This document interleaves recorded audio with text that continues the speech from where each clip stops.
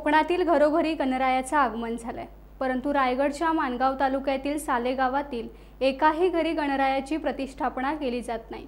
तरी देखील इथं गणेशोत्सव साजरा केला जातो। अनेक वर्षांची ही परंपरा ग्रामस्थांनी आजही जपली आहे। यंदाही हा उत्सव धूमधडाक्यात साजरा करण्यात आला। जवळपास 125 उमऱ्यांच्या या गावातील एकाही घरात गणरायाच्या मूर्तीची प्रतिष्ठापना केली जात नाही। गणेश चतुर्थीच्या दिवशी गावातील सर्व ग्रामस्थ गावातील मंदिरात जमतात। तिथून वाजत गाजत गणपतीची पालखी निघते। मंदिराच्या शेजारीच असलेल्या गंगा तलावातून या पालखीची वाजत गाजत मिरवणूक निघते। गावात घरोघरी या पालखीचं आगमन होतं। गणरायाची मनोभावे पूजा केली जाते। त्यानंतर पुन्हा मंदिरात या पालखी मिरवणुकीची सांगता होते।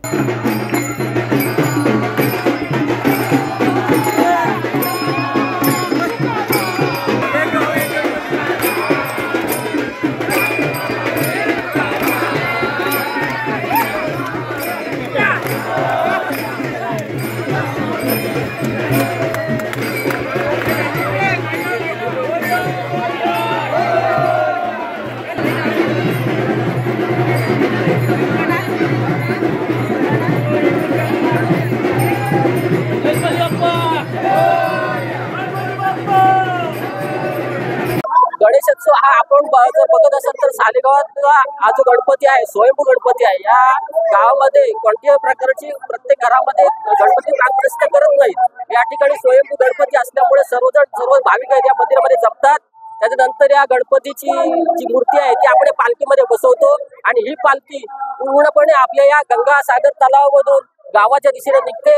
7 ते 8 ठिकाण ठरलेले आहेत, त्या ठिकाणी ही पालखी थांबते। त्या विभागातील जे घरं आहेत त्या घरातले महिला, पुरुष, त्यानंतर वयस्कर मंडळी आहेत ते या ठिकाणी दर्शन घेतात, आपले गाराणे मांडतात। काही जण नवस केलेले असतात ते नवस फेडतात। अशा पद्धतीने प्रत्येक घरोघरी गेल्यानंतर ही पालखी पुन्हा या गणपती मंदिरामध्ये येते, आरती होते आणि त्यानंतर मग संध्याकाळी 5 ते 6च्या दरम्यान या ठिकाणी समाप्ती होते। त्यानंतर रात्री सत्यनारायणची पूजा होते आणि हा आजचा कार्यक्रम अशा पद्धतीने संपतो। आपण प्रथमतः सगळ्यांना गणपतीच्या खूप खूप शुभेच्छा।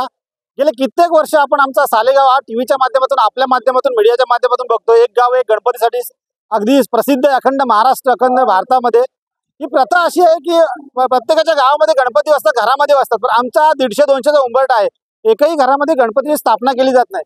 कारण आपण माझ्या मागे बघता स्वयंभूचं मंदिर आहे, तिथेच पूजा अर्चा होते, नवस होतं आणि जी नवस आमची स्वयंभूची मूर्ती आहे ती पालखीमध्ये बसून हा आमचा गंगासागर तलाव आहे, या तलावातून ती तलावाच्या या एका एंड करून दुसऱ्या बाजूला निघते आणि या तलावाच्या दोन्ही बाजूना अखंड भरपूर खोल पाणी आहे, परंतु मध्यभाग असा आहे जो पूर्वजापासून आहे की तिथे छाती लेवलला पाणी आहे।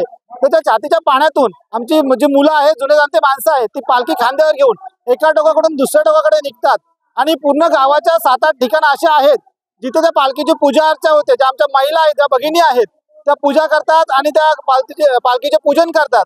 ही आख्यायिका फक्त आमच्या माणगाव तालुक्यातून नसून अखंड भारतामध्ये प्रसिद्ध आहे आणि याच्यासाठी आमच्या माहेरवासनी अगदी कुठल्याही भारताच्या कोणत्याही कोपऱ्यात असतील, महाराष्ट्राच्या कोणत्याही कोपऱ्यात असतील, तरी ते इथे पोहोचतात आणि या पालखीचा आस्वाद घेतात, आनंद घेतात आणि पूजा करतात। कारण दुसरी एक अशी खासियत आहे की नवसाला पावणारा हा आमचा गणपती, हा आमचा स्वयंभू गणपती म्हणून प्रसिद्ध आहे आणि आपण ही प्रथा गेले कित्येक वर्षापासून आजपर्यंत टिकवले आणि पुढे सुद्धा आम्ही ही प्रथा टिकवत राहू।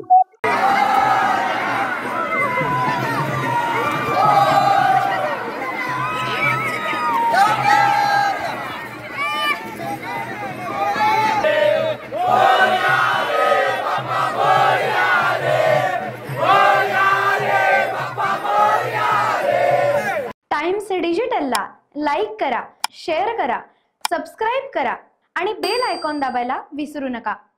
Times digital.